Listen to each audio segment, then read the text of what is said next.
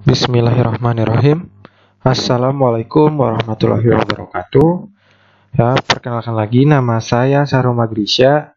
Saya dari jurusan Teknik Elektro. Nomor induk mahasiswa saya yaitu 1187070084. Nah, pada kesempatan ini saya akan kembali menjelaskan tentang matematika teknik untuk materi tentang interpolasi. Nah, yang pertama kita masuk saja ya ke dalam materi. Nah, interpolasi ini memiliki tujuan di mana interpolasi berguna untuk menaksir harga-harga tengah antara titik data yang sudah tepat. Nah, interpolasi ini mempunyai orde atau derajat. Tuh, oke. Nah, untuk macam-macam interpolasi sendiri itu dibagi ke dalam dua jenis. Nah, di mana untuk yang pertama yaitu ada interpolasi beda terbagi Newton dan ada interpolasi Lagrange. Oke. Nah, kita akan menjelaskan yang pertama dulu ya. Interpolasi beda terbagi Newton. Nah, di dalam interpolasi beda terbagi Newton ini sendiri juga dibagi ke dalam beberapa bagian, tergantung dari orde mana yang dipilih. Nah, seperti yang ini. Untuk orde pertama kita dapat menyebutnya sebagai interpolasi linear. Oke, sehingga untuk interpolasi linear ini memerlukan dua titik gitu pada fungsinya. Contohnya yang seperti ini ya. Misalkan berapa f x sama dengan 1,325 gitu kan. Di mana pasti memerlukan dua titik awal. Karena kenapa? X 1,325 itu berada di antara dua titik kan, yaitu antara 1 dan 2 seperti itu. Jadi diambilnya untuk titik 1 dan 2. Nah, ya untuk fx-nya 4,5, yang kedua yaitu 7,6. Itu contohnya seperti itu ya. Oke, selanjutnya yang kedua yaitu ada interpolasi kuadratik atau pada derajat atau orde kedua. Nah, di mana ini itu memerlukan 3 titik. Oke, oh iya maaf lupa. Nah, ini itu kenapa sih? Kan yang tadi ini 2 titik ya. Dan yang ini adalah 3 titik. Nah, rumusnya itu adalah menggunakan n plus 1, di mana n-nya itu adalah ordenya itu sendiri. Jadi ketika misalkan ini di orde 2, berarti rumusnya kan n plus 1 ya. Berarti 2 ditambah 1, berarti memerlukan 3 titik gitu. Oke, nah kembali lagi. Nah, di sini kan untuk derajat orde kedua memerlukan 3 titik. Berarti ya dia ambilnya 3 titik gitu. Yang tadi kan, nah yang ini. Untuk yang 1, 2, dan 3 seperti itu. Untuk contoh soalnya sama aja ya sih ya. Ini masih pemisalan aja, diambil titiknya berapa. Oke, selanjutnya yaitu ada interpolasi kubik. Nah, interpolasi kubik ini berarti derajat atau order ketiga gitu. Ya. Dan memerlukan 4 titik ya kan. Nah, di sini juga nih dijelaskan kan, interpolasi atau derajat order ke n memerlukan n plus 1 titik. Nah, seperti yang tadi, misalkan yang ini kan, ini orde ketiga, berarti titiknya 3 plus 1, yaitu 4 titik, berarti seperti itu. Nah, dan semakin tinggi orde yang digunakan untuk interpolasi, hasilnya akan semakin baik atau terlihat lebih detail. Nah, seperti ini. Jadi, untuk yang ini itu akan melihat, apa ya, untuk yang dua orde ke pertama ini hanya berbentuk linear gitu, atau hanya berbentuk garis lurus. Nah, semakin banyak dari ordenya itu sendiri, fungsinya itu akan menjadi semakin bagus gitu, akan membentuk gelombang yang bagus gitu. Ya, semakin banyak ordenya akan semakin baik gitu, dan akan semakin teliti seperti itu. Nah, ini contoh pemisalannya ya. Nah, yang ini untuk degree pertama atau orde pertama. Nah, gambarnya itu seperti ini, hanya garis-garis lurus saja gitu diambilnya. Nah, ini dia misalkan pada saat pengambilan untuk orde ke-9. Nah, lihat kan perbedaannya. Nah, gambarnya itu terlihat lebih baik gitu untuk gelombangnya itu sendiri. Nah, seperti itu. Nah, atau dapat kita misalkan seperti ini. Nah, ini itu untuk yang orde pertama gitu. Masih kelihatan, ini untuk sketch ya, biasanya kayak di pembuatan film atau apa. Nah, ini seperti ini gini. Nah, ini tuh untuk seperti orde pertamanya lah, bisa dimisalkan. Nah, ini untuk di orde 9-nya seperti tadi gitu. Jadi semakin banyak orde akan semakin mulus gitu gambar yang dihasilkannya, seperti itu. Nah, ya. Nah, lalu tadi kan dijelaskan juga ya interpolasi linear. Nah, di sini ada penjelasannya. Nah, untuk interpolasi linear ini caranya yaitu dengan menghubungkan dua titik dengan sebuah garis lurus. Seperti yang tadi ya, yang ini.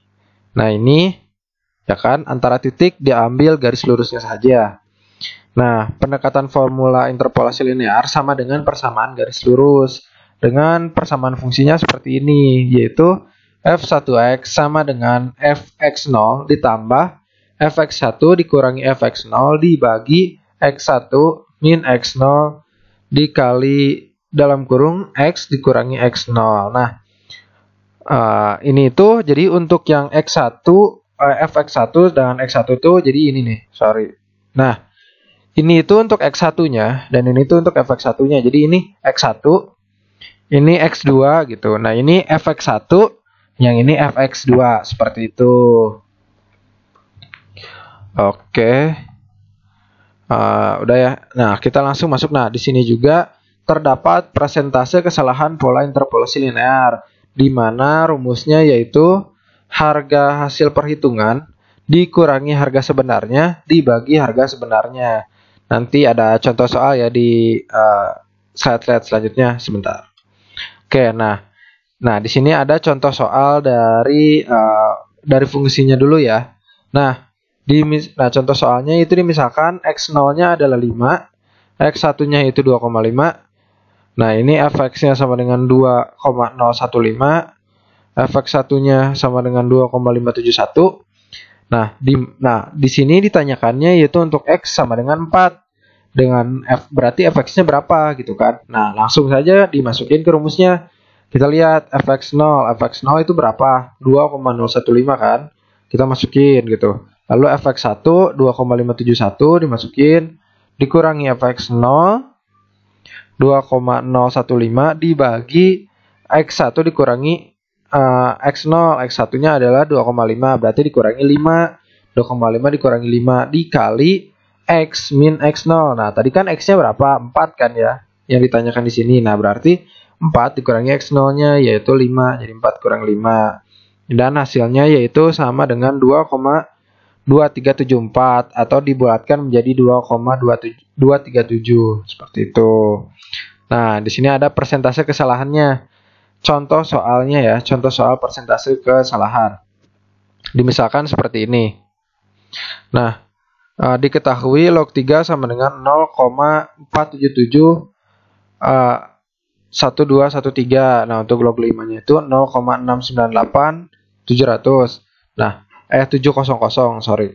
Nah, harga sebenarnya dari log 4,5 itu adalah 0,6,532,125 untuk di kalkulator, tetapi ketika dihitung dengan interpolasi itu menghasilkan 0,6435,078. Nah, di sini terlihat ya ada perbedaannya. Nah, untuk perhitungannya itu seperti ini untuk di kalkulatornya ya. Nah, di sini kita tinggal masukin ke rumusnya saja. Rumus yang tadi, harga hasil perhitungan dikurangi harga sebenarnya, berarti dibagi harga sebenarnya, berarti 0,6435,078 dikurangi 0,6532125 dibagi 0,6532115. Nah, seperti itu saja ya rumusnya. Oke. Selanjutnya yaitu berarti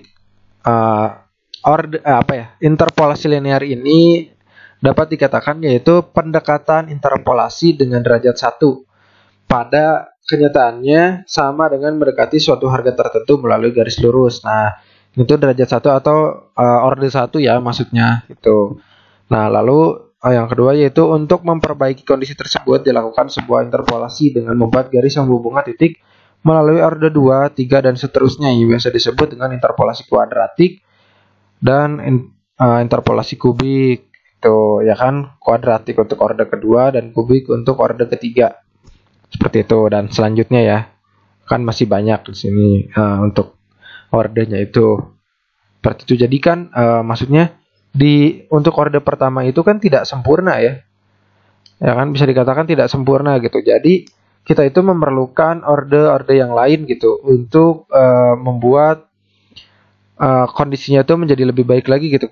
Ya, memperbaiki kondisi dari si interpolasinya ataupun kondisi nanti di grafiknya seperti itu. Nah, di sini ada untuk penjelasan interpolasi kuadratik, di mana interpolasi ini merupakan interpolasi orde kedua yang sering disebut sebagai interpolasi kuadratik dan memerlukan 3 titik data. Nah, untuk fungsinya yaitu seperti ini ya. F2x sama dengan A0 ditambah A1 dikali X ditambah A2 X kuadrat. Dengan mengambil A0-nya itu rumusnya ini, dan A1 itu rumusnya ini, dan A2 ini A2 sama dengan B2. Oke. Nah, di sini itu kan tadi kan ada ya, untuk kan tadi dibutuhkan di A0-nya itu dibutuhkan B0, B1 dan B2. Nah, di sini itu ada penurunan dari rumusnya juga. Jadi, dan rumusnya itu adalah ini gitu. Untuk rumus B-nya. Rumus B0 itu adalah fx0, B1 yaitu fx1 dikurangi fx0, dibagi x1 min x0, atau dapat disederhanakan menjadi fx1, fx0 gitu ya. Ini untuk fungsinya, ini untuk fungsinya. Nah, untuk B2-nya yaitu ada fx2 dikurangi fx1 dibagi x2 dikurangi x1, dikurangi fx1 dikurangi fx0 dibagi x1 dikurangi x0 dibagi x2 min x0 gitu. Nah, di sini kan memerlukan 3 titik ya. Jadi titiknya pun ada 3 yaitu x2, x1 dan x0 untuk yang B2-nya. Oke. Nah, ini ada apa ya? Nah, di sini untuk pemasukan rumusnya gitu. Untuk yang tadi sudah dimasukkan B0, B1-nya. Nah, kan tadi kan diketahui ini B1-nya ini kan, B2-nya ini, dan B3-nya ini untuk interpolasi kubik. Sebenarnya sama aja sih, nggak jauh gitu untuk interpolasi kubik maupun ini.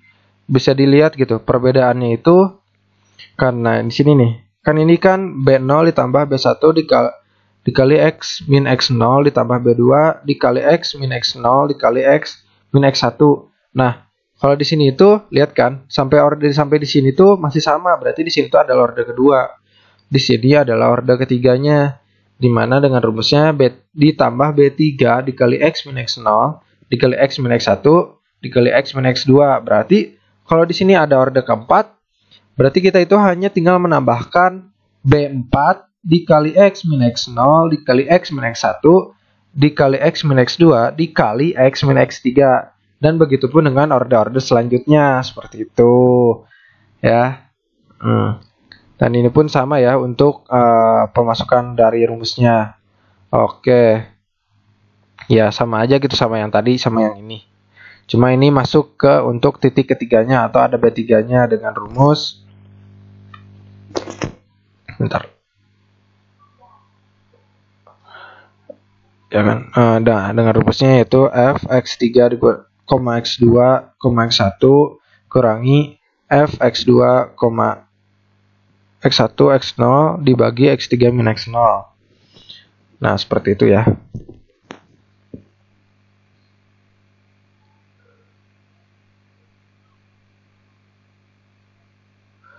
Nah, ini tuh nantinya dibuat fungsinya itu kayak misalkan jadi f3 kurangi f2 dibagi x3 dibagi x3 min x1, terus fx2 dikurangi x1 dibagi x2 min x1 dikurangi lagi fx1 kurangi fx0 dibagi x1 min x0 ya di sini. Cuma mohon maaf tidak tertulis seperti itu. Nah, sehingga untuk secara umum untuk interpolasi beda terbagi Newton itu seperti ini. Nah, kan tadi kan udah diketahui ya fx1, fx2, fx3-nya. Nah, berarti rumus utamanya yaitu fnx sama dengan B0 ditambah B1 dikali X min X0 ditambah B2 dikali X min X0 dikali X min X1 ditambah B3X min X0 dikali X min X1 dikali X min X2 ditambah selanjutnya untuk orde-orde selanjutnya ya. Ditambah, nah bisa dikatakan rumusnya itu seperti ini. B dikali N dikali X min X1 dikali X min X2.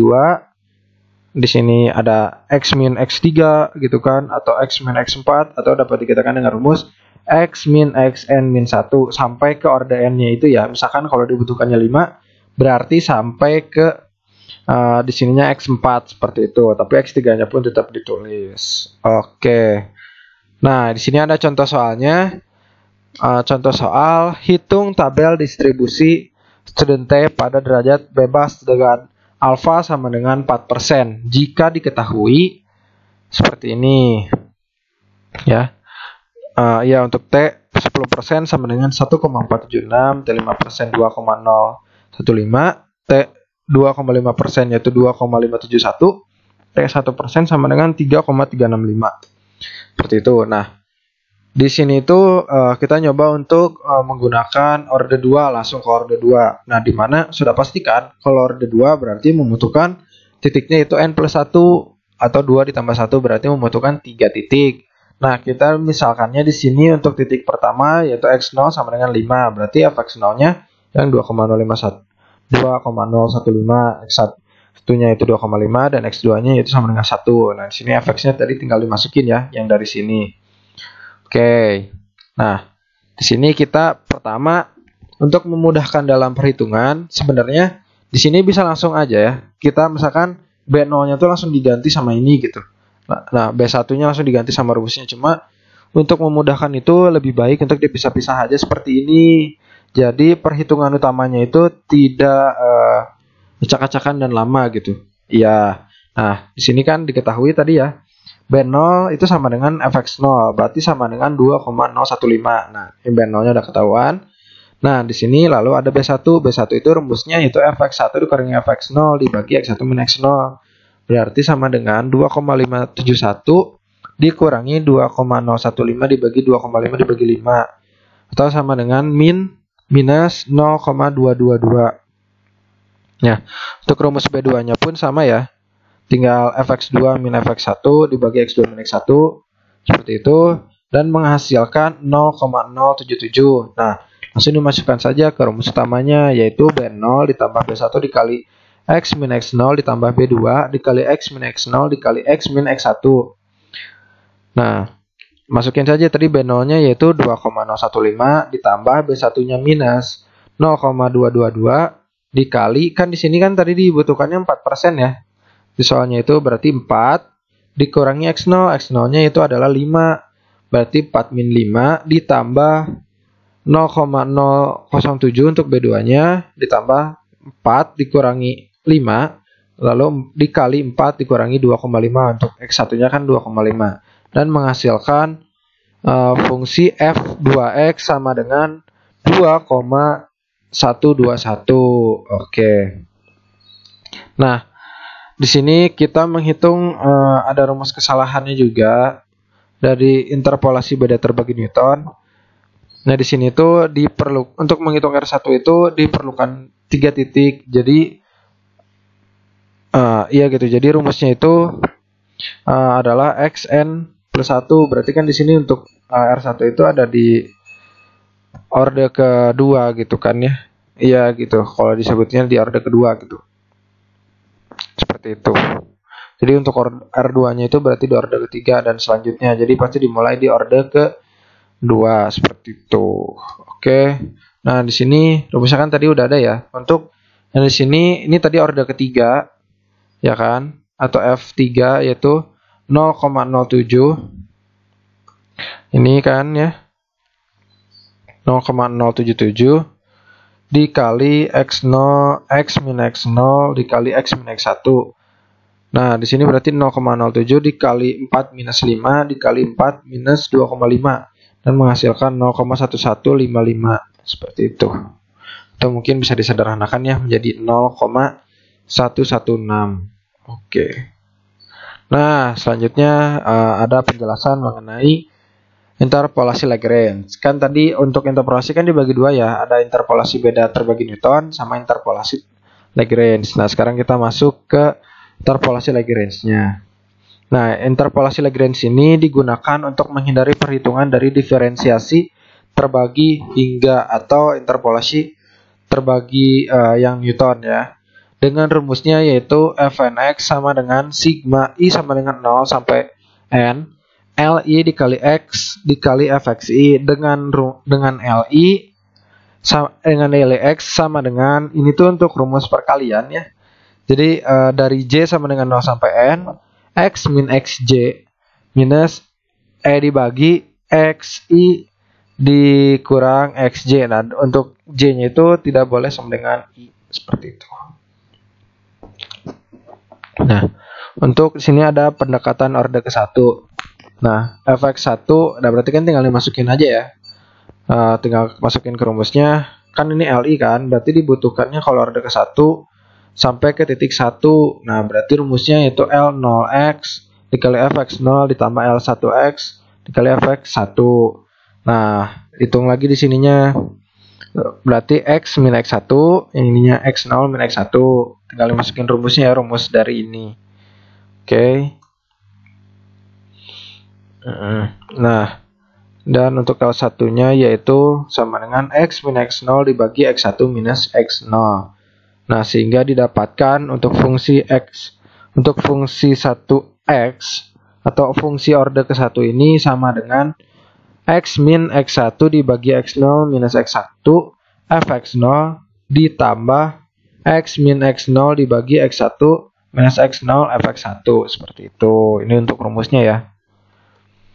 Nah, untuk pendekatan orde keduanya pun sama, berarti kita harus mencari dulu apa sih L0-nya, L1-nya hingga L2-nya gitu, karena kan dibutuhkannya itu orde ketiga. Seperti itu.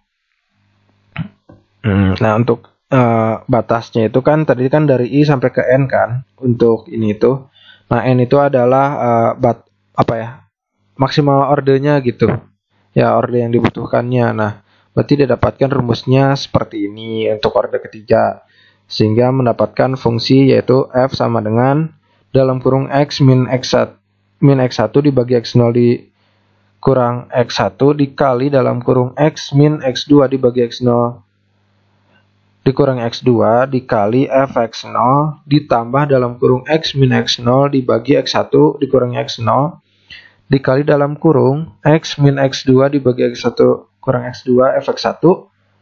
Dan di sininya ditambah dalam kurung X min X0 dibagi X2 min X0 dikali dalam kurung X min X1 dibagi X2 min X1.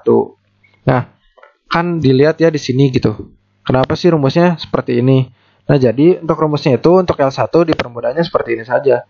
Untuk yang pertama itu udah pasti X gitu kan. Untuk yang atasnya berapapun pasti X.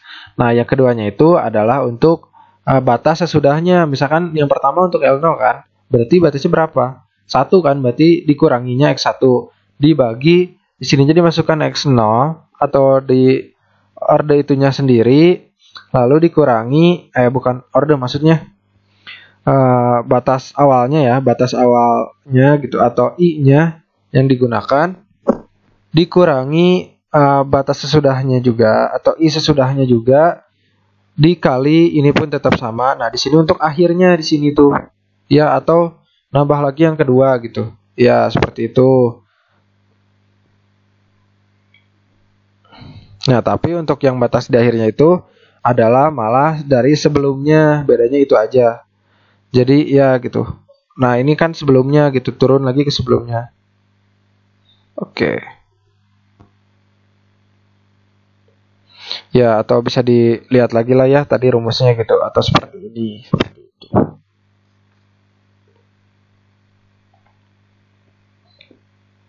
Oke. Nah, di sini ada pendekatan orde ketiga sehingga mendapatkan nah ini untuk fungsinya ya. Fungsi dari orde ketiga gitu.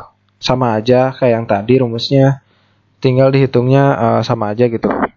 Nah, bedanya adalah semakin banyak orde, maka perkalian dari L1-nya atau dari L-nya juga akan semakin banyak kan? Karena kenapa? Karena terdapat banyak titiknya itu sendiri, seperti itu. Dan ya gitu, pastikan titiknya itu N plus 1 kan, berarti orde ketiga berarti terdapat 4, seperti itu. Nah, di sini ada contoh soalnya ya. Kita menggunakan rumus atau soalnya seperti yang tadi, seperti yang untuk di ini nih untuk yang di sini, untuk yang di interpolasi beda terbagi Newton. Nah, yang ini.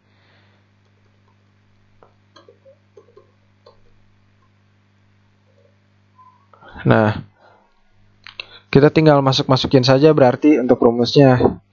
Ya kan, karena kan tadi rumusnya udah diketahui kan, berarti tinggal dimasukin saja. Nah, berarti 4 min 5 gitu kan. Karena kan ditanyakannya 4 kan. Kita pakai kita pakai soal yang sama. Berarti 4 dikurangi X satunya yaitu 5 dibagi X 0-nya yaitu 2,5 dikurangi 5 dikali fx 0-nya yaitu 2,571 ditambah X-nya tetap 4, X 0-nya 2,5 dibagi X1 minus X0 yaitu berarti 5 dikurangi 2,5 dikali 2,015 sehingga menghasilkan 2,237. Nah, untuk orde keduanya pun sama ya, seperti itu rumusnya tinggal dimasukin saja sehingga menghasilkan 2,214 seperti itu. Oke, mungkin cukup sekian yang bisa saya sampaikan. Mohon maaf bila banyak kesalahan atau dirasa kurang mengerti atas penjelasan saya. Tetapi mungkin cukup segitu yang saya pahami. Cukup segitu yang saya dapat saya sampaikan. Terima kasih. Wassalamualaikum warahmatullahi wabarakatuh.